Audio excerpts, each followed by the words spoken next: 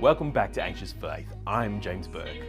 When we think of non-physical problems that affect people, we're pretty immediately drawn to the common ones: anxiety, depression, and the realm of mental illnesses. But there's something just as insidious that can cause significant issues to our mental well-being, quality of life, and our faith. It's loneliness. There are some mind-boggling statistics around loneliness. 1 in 4 adults around the world report feeling lonely. Now, ministry recently did a study of 18 to 35-year-olds here in Australia, and 44% of overall respondents reported struggling with loneliness or a lack of connection. But why is this such a big issue? Why is loneliness so bad? What are its impacts? And more importantly, what can we do as individuals or as the broader church to combat loneliness? So today we're going to dive into it with Kimberly Smith, a pastor, speaker, and author of a book on singleness in the church who is passionate about this topic. So let's get into it. We're excited to have Kimberly Smith with us today. Kim is here joining us, and I don't really want to say it, but he's kind of a expert in this field. Loneliness, sure. Yeah, no, not to put you down by any stretch of the imagination, but you've done a lot of thinking in this space. You're someone who's had a pastoral background.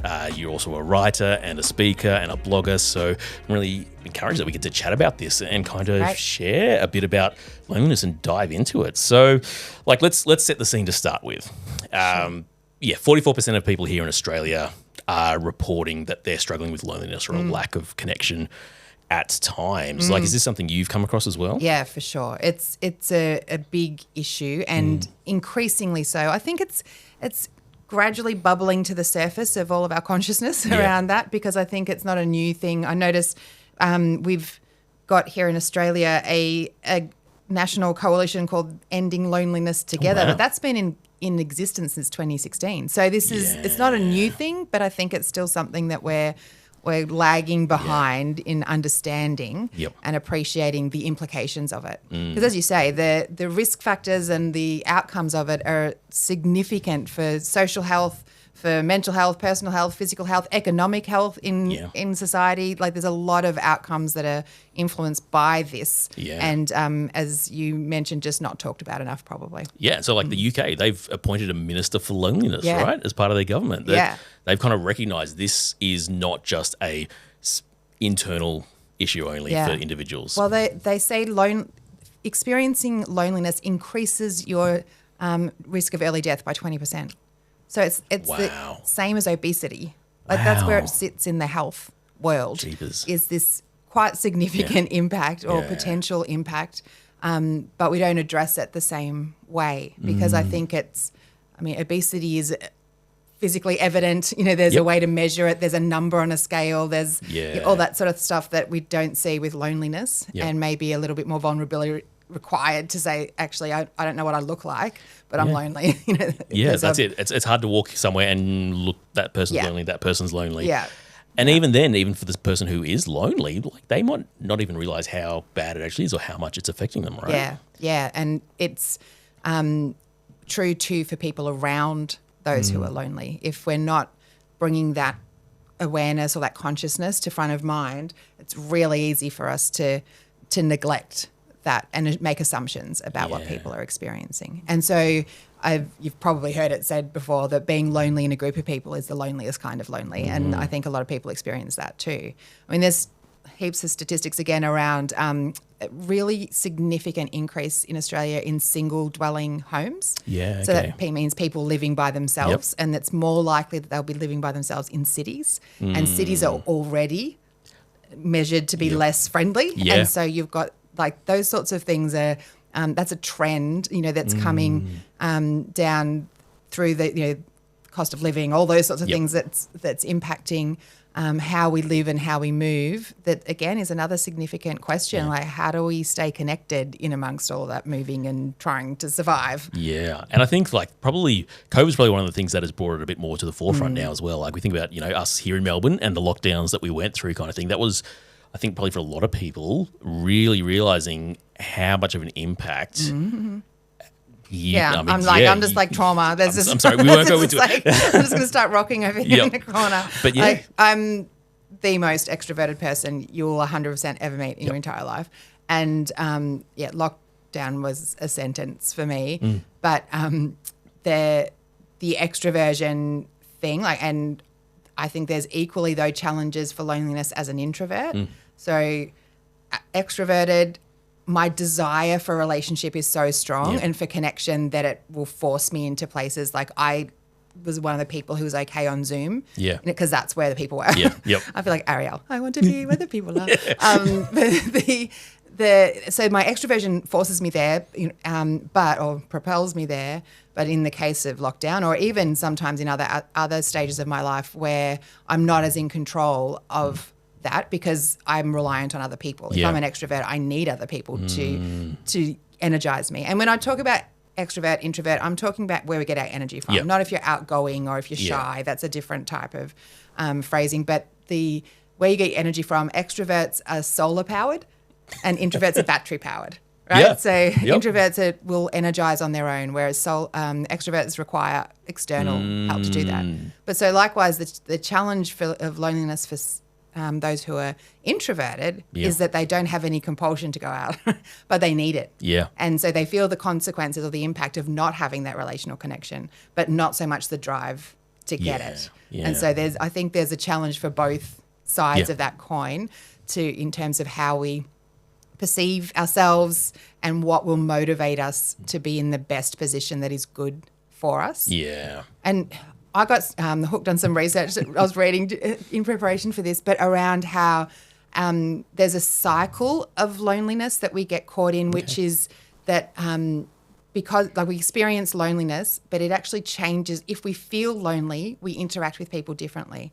So we're a bit more guarded because we're more anxious about that not working at comforting me or meeting that need for. So now I'm a bit more cautious. I'm a bit more self-protective, which probably means my interactions aren't very nice for me or you, exactly. Whoever I'm interacting with. And so that sends me into not wanting to be in social spaces. Also means I'm having negative experience of social spaces. So I don't want to go back there. Yeah, exactly. Or I move on from those negative experiences into my workplace and I bring my negativity into there. And then people there don't want to be around me because I'm negative, and that increases my loneliness. So there's this cycle that we and it's like circling the drain because it just goes down and down and down about how it is that loneliness can perpetuate loneliness because with how it slows us down in terms of social skills or social currency or feeling socially strong and confident, it can have then a really these ongoing effects. Ongoing effect. Yeah, and that's it. It's going to play out in our social effects, but like you said before, even in health, like it's going to cause us to 20% expectancy or whatever it was, 20% more likely to die earlier, which is a scary, scary thought because you think we're learning so much now about how mental health affects physical health and vice versa. But the connection of I'm lonely translates to I might actually die earlier is probably the furthest thing that we would think about when that. But one of the things that's really interesting is that loneliness is not a secular issue. No. Christians can be lonely. Christians can be just as much lonely or perhaps even more. In fact, the research that we'd done, we then separated the responses between those that said they were a Christian and those that said they weren't. And overall, it was 44% reported issues with loneliness. Christians reported that at 51%. Right.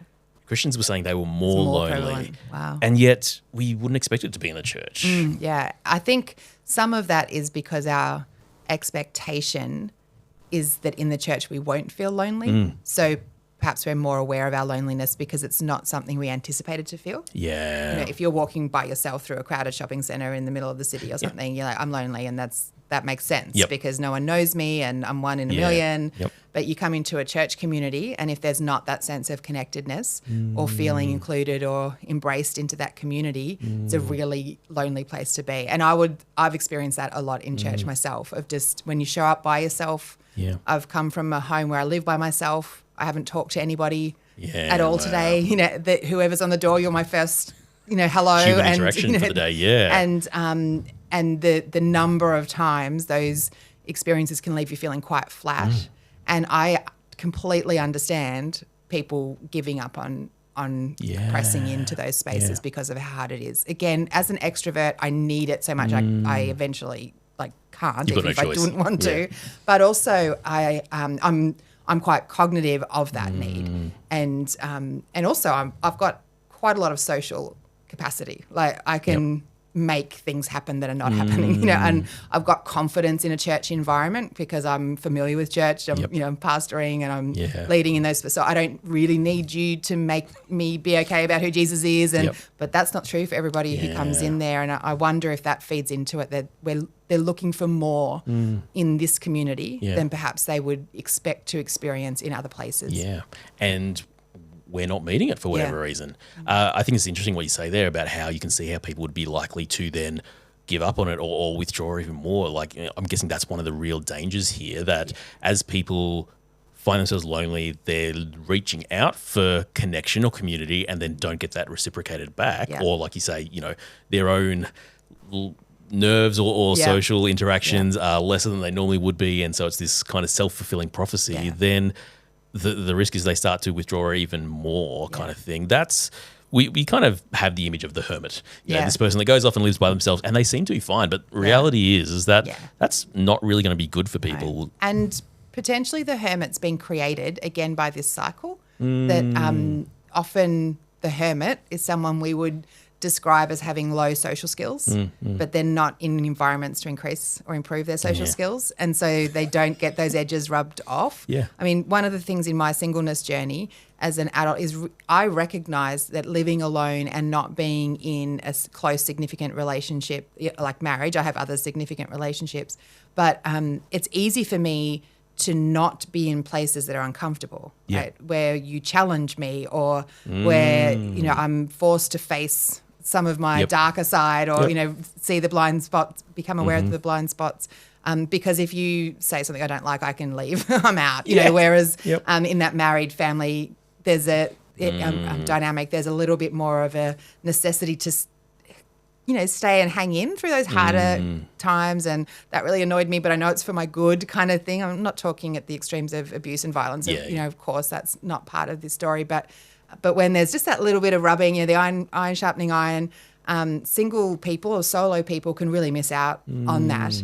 But that often means that when they present into public spaces, they don't have the same degree of emotional intelligence or cultural intelligence or social awareness or social skills because they haven't been helped, to develop those. And so again, then they get a negative response from people because they were a bit weird or they're a bit hard to connect in with. And so they retreat and don't get any better at that. And so, again, all the research is talking about the value of people around the single person, like drawing them into, like inviting them to come out with you or encouraging them to go other places is not just good for them in that one moment. It's going to be good for them because they'll have practiced a skill. They'll have talked to somebody else. They'll have gone to a restaurant. They'll have been in a loud place. So, whatever it is that the skills are that they're lacking or that are potentially atrophying when they're in their own home environment, they get to practice that. So there's a real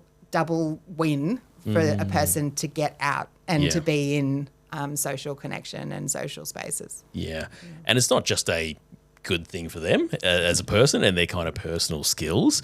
And kind of moving on from that, we get into the New Testament, and we can probably all think of those kind of examples. As we're reading through Acts, we hear about the early church. What did they do? They kept meeting together. They broke bread together. They had meals together. They sang together. They prayed together. We see that real kind of visual and visceral picture of community of people, selling their belongings and living together. I mean, that's maybe a step too far for me. But one of the things I love is that in the Bible is not just this whole kind of loneliness is something we need to look out for and work out how to fix, but it's actually there's lonely people in the Bible as well, right? Like David is one that comes to mind. Like we hear about how David was lonely. But even in the Garden of Gethsemane, like Jesus is kind of saying, hey, I'm on my own here, right? Yeah. And as we see, like if it works for Jesus, like maybe it's okay for us, like that Jesus is fully God and he still is okay about asking for company, like that people matter to him, and particularly in that time of need where I don't want to do this by myself. He was really inviting people into that space. So it does tell us that loneliness isn't a weakness or a sin or a lack of faith, as you guys would discuss. It's not about, I don't think often the message could be to us that we want that God should be enough. because you're not lonely because God's with you, Yeah, you know. exactly. But Yeah. it's, well, God was with Jesus too, but he's like, guys, Yeah. can you come and pray? And that's it. It's not something we have to try and get to the point where, okay, I've grown and matured enough in my faith that I am never going to have to deal with loneliness again. If Jesus dealt with it, chances are we are going to too. Like, I'm thinking like through, you know, even just how God designed us. And we hear kind of this phrase a lot, you know, God's designed us for community, but it's pretty evident, right? Yeah. Well, God said right from the beginning, it's not good for man to be alone, Yeah. right? He creates Adam in Genesis, and we see that he's, you know, pleased with everything that he's made and all that's going on there. But he says it's not good for man to be alone. But then we sometimes misinterpret how God handles that, and because he provides Adam, a male, with a female. Through our Western lens, thousands of years later, we look back and say, like, marriage was the answer to loneliness. Like, was, you know, here, have a wife, and then you'll be fine. Yep. But the word that was used, you know, the helper or the helpmate that gets translated, that's, you know, in its root word is Isa, which actually is not about wife, Okay. you know, relationships, or even about, particularly not about domestication, you know, like it's not about domestic help. It's about any other time it's used in scripture, or most of the other times it's used about acts of power and acts of salvation and acts of support and strength, and mostly used to refer to God. And so we don't call God a wife. Like, so if this is a word that could be used interchangeably, that's not what he's saying. Now, of course, in God's design is the married relationship, and that's how we have more humans and the world keeps turning over. But the challenge there, I think, is we see in Scripture that God identifies that loneliness is not good, but his answer isn't marriage. Yeah. It's others. So it's community. It's people Yep. that will come around him, that will work for his good, you know, that will exercise their power on his behalf and he on theirs, you know, that would be a mutual thing. But the narrative that we see playing out in culture around us, and particularly in the church, and it's right to a certain degree, because it's, you know, you grow up and you get married and you have babies and they have babies and, you know, you die with grandchildren and everything. It's all good. But the inadvertently in that, without challenging that narrative or without speaking out and naming that there are alternate pathways, we suggest that if you're not on that journey, you're somehow other, you're missing out, maybe there's something wrong with you, maybe you're falling behind, you know, maybe you've missed something. I don't know, how's your faith? Have you been praying enough? You know, like maybe you're looking too hard. If you stop looking, it'll show up, you know, whatever it is, whether that's actually spoken intentionally or just allowed to not be challenged. It sits there. And so that, I think, can sometimes feed into a person's experience of loneliness. It's not just that I feel lonely because I'm experiencing aloneness in a way that's not satisfying. I'm missing relational connection, but something is missing here that maybe, like everyone else seems to have, maybe I'm meant to have it, you know, again, all that questioning, that when we're talking about it as a mental health issue, that's just a pile-on of stuff that's going to make it very hard to filter it and to process it accurately and in ways that are healthy and helpful. And look, I'm the first to say that, you know, marriage is not the answer. You know, I've been married. Put me on the spot now. And I've gone blank, and it's usually one of the first things that pops in my head. I've been married nearly 17 years now, and yet I will be the first to put up my hand and say there are times in my marriage where I felt lonely. There's times in our marriage that my wife has felt lonely. And even when we're physically present and physically in the same house, and with the kids and everything like that. Disconnect. That disconnect that sneaks in, You know, especially when you bring in mental health or health issues and things like that, and children, and all that kind of stuff. Like I can very easily picture those nights where I've felt that, and you know, on the couch by myself in a now empty house because everyone else has gone to bed, and just absolutely hating it. And again, it's what I was saying, a different kind of loneliness, to feel lonely when you're not alone. And so not worse than, you know, the experience of a single or a married, you know, but just nuanced. And again, probably surprising to think a married person might feel lonely. So you may not be on the radar of the lonely people's, you know, seeking out. But likewise, I think perception-wise can be for some single people that they've chosen that. And so they're not lonely either, because I saw them off on a holiday in Bali last week. They were living the life. How can you be lonely when you're doing that? Exactly. And not questioning what's behind. So I think, bottom line across all of the demographics is, let's not assume anything. Loneliness can be felt anywhere, and perhaps requires a little bit more sensitivity and for us to draw that out to really understand what the people around us are experiencing. Yeah, that's it. And what I love is we go all the way back to Genesis and we find that, God says it's not good for man to be alone. But, even from there, there's so many places where it points to God telling us we should be living in community. Yeah. But also, I'm thinking the example of the Israelites. So many times when, after Moses has been up on the mountain and got the 10 Commandments come down and, they're fleshing out the rest of the law, there's so much a call for the Israelites to look after the widow, the orphan, the foreigner, the people that don't have the family unit but are still there. Yeah. And the call is not to forget them, but to include them and to provide for them and to look out for them and give them that community, because it's, like you say, it's community that it's the answer. Is the answer, not marriage or family situation. And also, all of those texts were written about or in a time where community and family was experienced very differently than how we, particularly in the West, in the modern West, are experiencing it or define it now. You often hear people use the word family to describe something quite exclusive. Oh, sorry, I can't come on Tuesday. We're having some family time, which means the doors are going to be closed. We're going to be inside and we're doing our family. You look back into biblical time, that not only did it not happen, it was almost impossible. My understanding from some of the archaeological discoveries that have been made is that homes were interconnected. You literally walked through each other's sort of house to get to your house. You didn't have your own sort of plot of land with a fence around it and a gate in front of it and a roller door to keep the car, so you didn't have to sort of interact with anybody around you. It was very, very, very crossing over and everybody in each other's space. So when they're talking about, don't forget about the widows and the orphan and children, it's just bring them in, because you guys are already doing family and community, just bring them into that space. Whereas I think the way that we do families, how can my family help that person over there without a family? It's very individualized and very me focused, and quite often through that lens of seeing family as segregated or segregating, that this is something that removes us from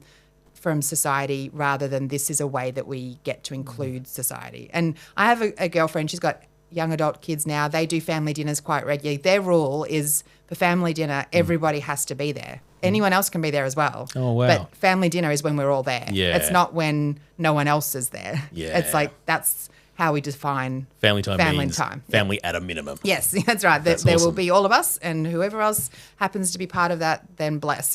But it's not, hey guys, ditch all your friends, reject all those other things that are happening in your world and the people that are relying on you and who might need you for something, and just come and we'll just have our own little holy huddle over here of space. And I'm not suggesting that we all need to knock down our walls and start doing, but I think there is a challenge for us, particularly as church generally, but also the families within churches. How are we sort of cloistering ourselves away from others, rather than having that open-handed, that sense of how can I serve and what can I offer, and what in my family can be of use to you as a person who hasn't got a family or is separated from your family right now. Yeah, people. But I think also we've kind of talked a little bit about around your story a little bit. You've mentioned a few different things. That you are someone that lives alone. You are someone that is single as well, kind of thing. So you've got this first-hand experience of loneliness and kind of how isolating it can actually feel for people that maybe are going, I don't know if I've ever really been lonely. I don't live by myself, kind of thing. Yeah. What's it like for someone that has felt that so deeply? Yeah, and I think there's not many people that relate to me. So it's I have never been that lonely. But yeah, they're reminded that there's a sliding scale of these things and we experience it differently. I mean, there's some practical elements to being lonely and alone. When you go to move a piece of furniture and you need just someone on the other side of it, or can you quickly come and grab this? That kind of those really practical things to for me. Another joy of my temperament is that I'm an external processor. Yeah, okay. So if I haven't had the chance to talk something out, I haven't had the chance to think it through. Yeah, wow. So if I'm stuck by myself with a thought, it's just You're on stuck. repeat. Yeah, I'm literally stuck. because I need to verbalize that. And I mean, I've got, stories of people who at work, a friend of mine said that one of his colleagues would come to his office door at the end of every day and tell him everything she'd done. And he's like, cool. But he twigged on, she's just debriefing. She just needs to, someone else needs to know, bear witness, that I was here and I did this, and it was these sorts of things that taking place and let me get some of that out of my head. So I think even in that more practical thing, and you extrapolate that out to decision making, particularly big decisions, like who else is in the process of helping you do those things. So the smallest of big decisions can feel really overwhelming if you're left on your own to do that. But I think too the reality of aloneness, if I was to summarize it in terms of the feeling of it, is recognizing that for the most part, every interaction I have with other people, I need more than they do. And again, that's an assumption because of course there's some lonely people in marriages or whatever, but it's like we're talking about with entering church. When I come in to church, whatever time of day that might be, that could be the very first time I've said hello to someone. That's a very different kind of hello that I'm needing than someone else is needing, and I'm sure people on the welcome door kind of get fobbed off by people all the time. They're like, oh, shut up. But it's like, that's the only time. Or they turn and say hi to your neighbor. It's like, actually, you're the second person now that I've spoken to today. Like I appreciate that time. And not just because I'm extroverted, because even extroverts find small talk annoying. Like it's not that it's easy or fun, but it is just that reality of, allowing connection, like that if I'm by myself, I'm not connecting with anybody. And so then to go out to dinner with a friend, if that's our plan for Friday night, we're going out to dinner, and married kids, whatever their household looks like, ultimately it means more to me, or I need it more. It doesn't mean more. That's an incorrect statement. I need it more because I come to that interaction with a completely empty relational tank. Like at home, I'm not filling that in any way. It doesn't mean I'm dissatisfied, but my relational tank is on dry.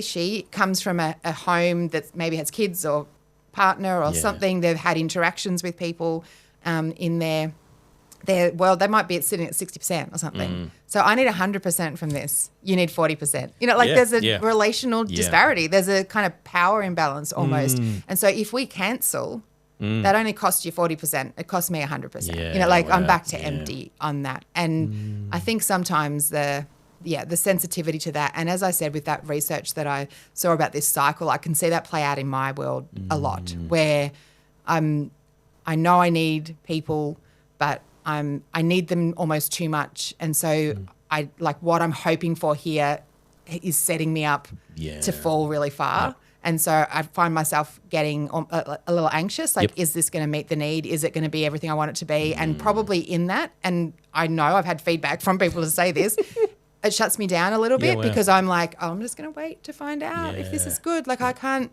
let myself go into it. A friend of mine says I'm like a peace lily plant. The ones you can tell if they need water because they're droopy, but then you water them and they literally come to life in front of you. It's like, Kim, you're like that. Like you come in all droopy and then it's like, and we're back, because, in getting that external energy source. So that whole thing of the vulnerability and the exposure of feeling more needy than someone else. And I have friends that I invite for dinner regularly, and I'm just constantly like, you don't need me. I know you like me. I'm not saying we don't need you, whatever.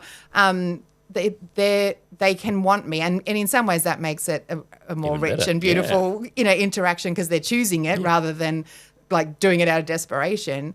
But if it got cancelled, they'd have someone else in their home. If there's the conversation hasn't been great here, like they've got someone else to talk to when it's finished, those kind of things. Like there's some things that happen there that, it just puts me in a bit of a vulnerable place. So that's one of the things that I think kind of underpins my experience of loneliness. And as I say, unpacking that research, I think that's what is being evidenced across the board, and is that cyclical nature of it, where it just has it just goes down. On its own, it goes downwards. It never gets better. And immediately you then see how it starts to be not just an emotional issue you're dealing with, but it's affecting my work. Yep. It's affecting the relationships I do have because I'm not in that good space. Yep. It's I'm taking that negativity into work, so it's affecting other people's productivity. Yeah. And it's got social implications. It's got economic implications. I mean, as an extrovert and as a person, like I say, we know my problems.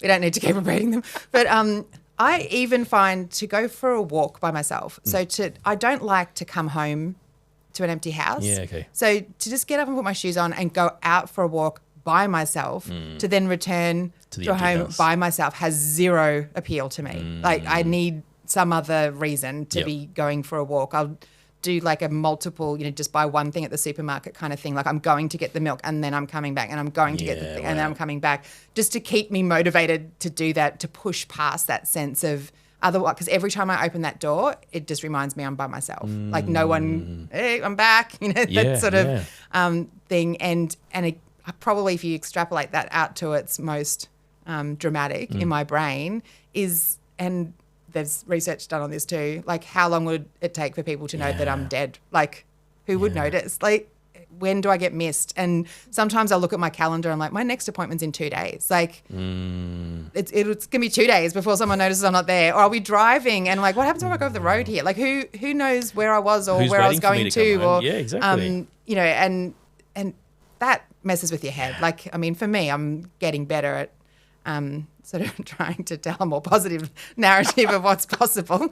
You haven't died most of the time right around the road, so you're probably okay today. But the moments of anxiety that come around normal things, going to a doctor, having to deal with medical news or, illness, money, managing money, as I say, tracking where I am and who I'm with and if I'm there and if I'm not. And that confidence, I can totally see how it extrapolates into, as you say, implications in every aspect of life and how the mental and the physical will link up very quickly. It happens for me. I feel that, so I know that left unchecked, and for those who are potentially less aware of the possibility of that, and maybe, again, even more for introverts who might not notice it as soon. I don't know, but it's certainly something to be concerned about. I mean, okay, so I'm the introvert here in this conversation. Welcome. And it's been plenty of times where my wife has been, she's like, you need to go and hang out with one of your friends or something like that. Yeah. You need some relational input kind of thing that is different to me and the kids. I haven't noticed that as much kind of thing. I'm not as acutely aware of my need in that space kind of thing. But it's true. Like the introvert needs it just as much as the extrovert does, as much as there's times where I get home and I'm just like, it's quiet. This is lovely.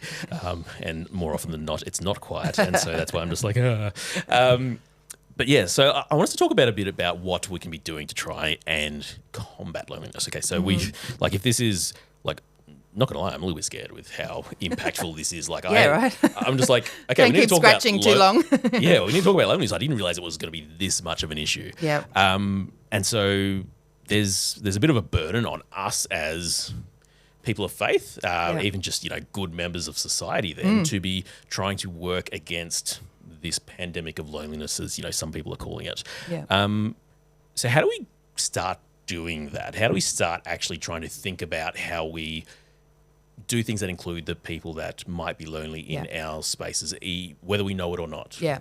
I think naming it, as always with anything, naming something is always going to be a first step to being able to address anything that surrounds it. Yeah. And even asking that question, I heard a podcast the other day about loneliness. Is that something that... Are you lonely? Are you lonely, baby? How does that impact you? Like, does it impact you? I was thinking, this is how it impacts me. What about you? Those sorts of questions that just open a conversation and give permission to each other.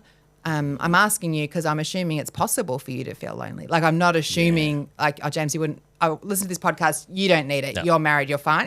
The question is going to put us on hopefully a more safe, open, transparent way of talking about that I think is always going to be a good start, is just naming it, raising it, asking it. And I think, as with any issue that we're trying to deal with relationally, talking more than you need to is always good. Like, being prepared to be in the awkward space a little bit, being prepared to be look like an idiot. I genuinely don't know what this is about. Like, tell me, I don't know what to do with what you're telling me. I don't let's just name what's going on, but be maybe overly communicative rather than hoping for the assumption. This is Kim preaching to herself here, because this is what I'm like, guys, why don't you read my mind?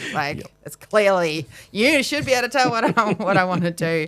But I think, as I said earlier, just the invitation into spaces is always going to be good, like whatever spaces they are. So, and or championing someone else into a space. Hey, you should, I saw this, group that get together and play cards. You love cards. You should go. The encouragement you may not be the answer to it, but your encouragement to them might be the thing that tips them over that barrier of that hurdle that's in the way of getting them out the door and into some space that would be really beneficial for them. Yeah. I love how you talked before about one of your friends whose family time isn't family and we shut the doors and no one else is allowed in. Yeah. But family is, okay, everyone from the family is going to be here, but others are welcome too. I think that's a really, I hadn't really thought about that as being a way to welcome people into those kind of spaces. Yeah, and one of the gifts that I give families all the time is to tell them that your messy, normal, boring, crazy family is a gift to some solo people. And I don't even think, I think it is a gift to everybody. I mean, I would identify it and name it and claim it as a gift. But again, like we're talking about introverts or people who aren't wired that way, I think they're, even if it doesn't feel like it, it probably is good, but there's nuance to it in terms of, again, ask the question, what does everyone experience? But for me, going to someone's house, pulling out my crochet, having my slippers on, sitting on the couch, like they're up and down because they had to go and pick up someone from tennis and they had to go and drop off something and the dishes in the sink and we're having pizza anyway and we can't sit at the table because there's laundry on it, that sort of thing. That I can't generate that experience for myself. I mean, I can do the mess, but I can't do the fun and the chaos that goes around that. Yeah. And so it actually is a gift. Like just to be able to sit, you're watching a TV show and say, what was that about? Like to somebody, that rather than to myself, I just have my own goggle box going on where I'm highly entertaining, but no one gets to hear it, which is a shame. So being able to be invited into those kind of spaces, I think is really, as I say, it's a gift and everyone has them. Yeah. And in fact, it's probably the thing that gets in the way of some people extending themselves in hospitality is, I can't do the silver service this week, But or the house isn't clean enough and can't have people over. What I feel is like literally every interaction I have with a human has to be planned and done outside, because it's not just that natural. If you think about your own home environment, there's a lot of interactions with humans that happen without you having to do anything. Yep.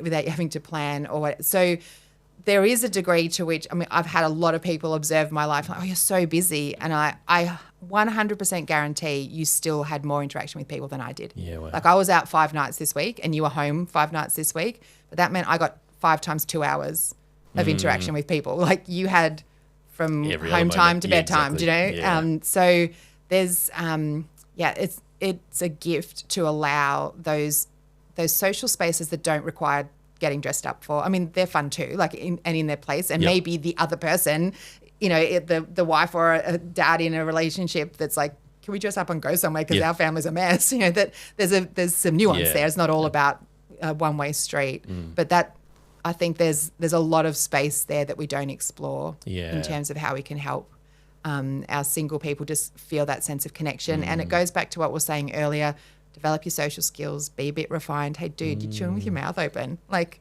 I don't know if you noticed that because probably when you're at home, no one tells you, right? It's like, but those little things that can help us to be better in social environments can take place in those really comfortable, really safe, trusted, warm spaces.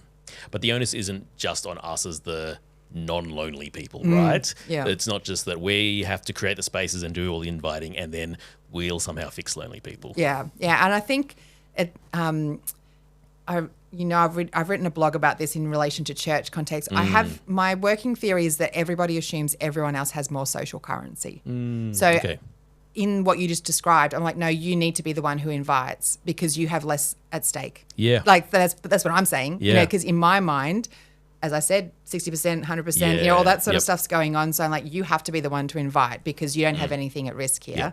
I'm the one. I'm not going to put myself out there to say, hey, can I come to your house and throw things at the telly? Yep. Because I can't risk the no. The no. Right. Yeah, So wow. my fear around my sense of social insecurity or sensitivity can often have me thinking you're the one who should do all the inviting. Yeah, so yeah. I think that's part of the conversation too, absolutely. is that like I have a girlfriend who says to me sometimes, like, is this like a no, I need you to push me through to a yes, or an actual no? Like, are you right by yourself? Yeah. Is that you are right by yourself, or you Yeah. don't want to say you're not because you're worried that something, Yeah. pushing into that space and making you actually name some of those things to equip the other person, like in that relationship, with being more likely to get it right, that, because if I'm just waiting for you to invite me and you don't, and you're thinking she must be fine because she hasn't said, can I come over? Like we're missing each other in that. And so I think the assumption that others have more social currency than you can really undo us. I look at that in the church context because the number of people who experience a lack of welcome, I think there are a lot of people who are in the church not feeling safe and connected enough to be the one to welcome them. That these are my people and I love them, but I'm really not secure enough to know that if I were to leave them, that I'd still be okay. And then I'm going over here to someone who may or may not like me, I mean, we've all had the experience, like, hey, how are you? Like, no, thank you. And so there's this big risk that but I think there's a bit of an underlying sense that we just miscalculate who has the social power. And I think recognizing we all have a degree of power, of capacity in that, and even sort of considering the other as the weaker rather than the stronger would flip us around a bit. Like, what if I need to talk to James because he's lonely in his family? And, like if I'm thinking of you as somebody who might be struggling, that changes how I'm going to perceive you rather than, well, James is happy. He's got a family. I'm the sad, lonely person. Like, He and doesn't need to deal with me today. Yeah, I've put us on the different scale. So I think there's some questioning and some work to do around that, both individually and even how we talk about it, like who holds the social power. How do we do that? Like in previous church that I was part of, we used to put a time, a few weeks, we put a clock up on the screen at the end of the service for the next 3 minutes or whatever. Don't talk to your friends, talk to someone else, right? Okay. Because my thing is, like, my friends come to me and I'm like, I really want to work on that new person, but now they're saying, hey, Kim, I need that, casserole dish back, or, whatever it is. And I need to talk to you about the thing. And it's like, I don't want to be rude to you. I've got these people over here. So 3 minutes, I'll be back when the clock's down to zero. Like a really practical way of speaking that into culture and making it part of culture. We turn and talk to people we don't know before we connect with the people we do. And if we all do that, then no one needs to be offended by that, and no one is risking relational strength by doing that. Exactly. I mean, we got there naturally anyway. I was going to lead us to, how do we approach this in a church context or in faith communities? Because the reality is, there's people turning up to church every single week that are still feeling lonely. So what do we do as a church community? That's one really great example. Make sure there's actual dedicated, intentional space and time to talk to someone you don't know. What else can we be doing as churches? And I think speaking to the value of it, that we want to be a welcoming church, and we don't say that because we've got T-shirts that say we welcome you, like whatever it is that, which are great because they're so good at identifying people and helpful people. But that's the start, right? It's not the end. And so I think it's really important that as leaders in churches, we're actively speaking into the type of culture we want to be. Like, what are the stories we want to tell of people who felt connected? The story of somebody who moved in and we were able to help them, move house or unload boxes, or we took meals around, or the constantly telling those stories of connection and of reaching out to other people. In doing that, you're indicating to people that you're allowed to be in need. So, because this church does something, if you identify need, so maybe it closes the risk gap a little bit, but you're also recruiting we need to all be on mission to do this. This isn't a professional thing, that the care pastor does or something. Exactly. Like, this is how we actually connect to one another. And I think a lot of our programs that we run, whether it's Alpha, which is a bit more intentionally outward focused, or even your women's ministry, the men ministry, then your family events and opportunities over meal, morning tea after church. Yeah. But the intentionality of seeing those as places where people can get connected. And so the win in those is connection, not we got 75 people there, but there were 75 people there and I think all of them were in a conversation, or all of them said at the end that was great, or people were exchanging phone numbers at the end. Like we're measuring those things differently, and so we're targeting different outcomes, and how what we value in that space then shifts, because it may be a little less about what they eat or a little less about who the speaker is and a bit more about what we do to facilitate the Kim who's come into the room and you're going to be the only person she talks to today. Yeah. What's that encounter going to be like, and how is she going to feel, know, after that? Or the person who's escaped from a manic home environment or managed to get their whole family out the door to church on Sunday and the kids hanging off everywhere and someone dressed as Spider-Man and whatever. But like, how do we make sure they have a relational experience, not just we put on a service, that there was singing and there was a sermon and we ticked off all those sorts of things, has to elevate to being part of what we value most. Yeah. And that's it, like to actually sell people on how valuable community actually is going to go a long way towards making people want to actively develop and grow and deepen their communities that they have around us. And turning people's antennas on to the sensitivity. I speak a lot in churches about singleness, and often it's my number one piece of feedback is people have never heard it spoken about in church before. So there's that, that not just singleness, but aloneness, loneliness, what does that look like? But the number of people say, I don't know that we've got that many single people in our church.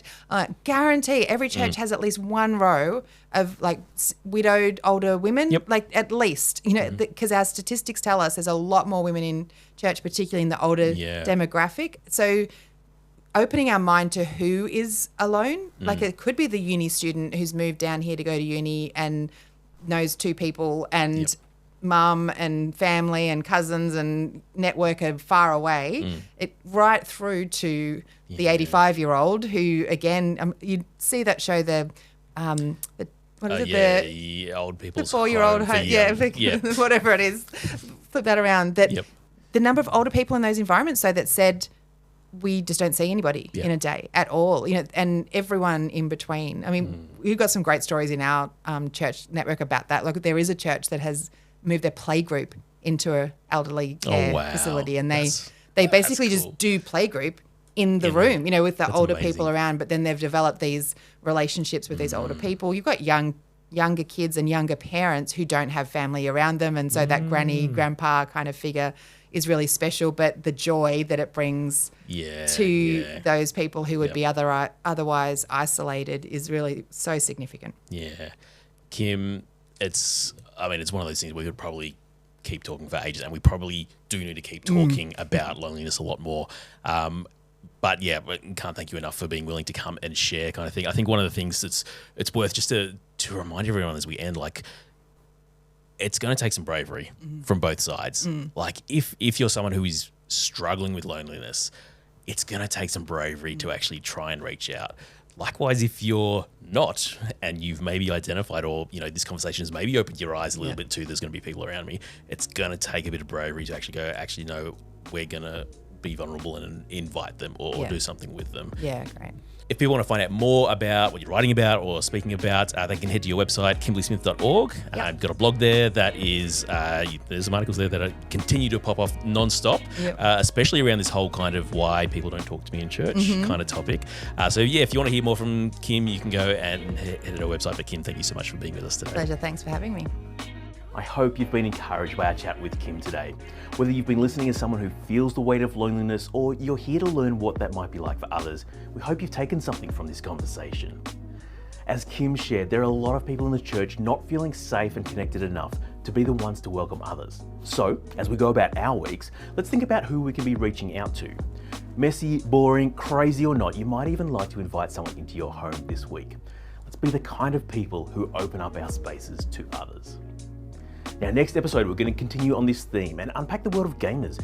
Is it true that gaming promotes social isolation and mental health problems? And if so, how can we make gaming a hobby that doesn't detract from connection, but adds to it? Now, if you're not already, Subscribe below or listen to the podcast on your podcast app of choice, as you'll be the first to hear when the episode drops.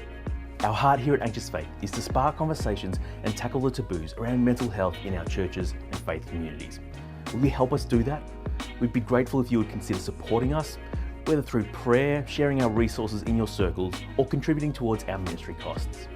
We're a part of Our Daily Bread Ministries, and we're funded by the generosity of people like you. So to join us in our mission to open up the conversation around faith and mental health, to check out our blog or other resources, to sign up to our mailing list or connect with us on socials, head to our website at anxiousfaith.org or the links in the description below. Thanks for listening, and we'll see you next episode.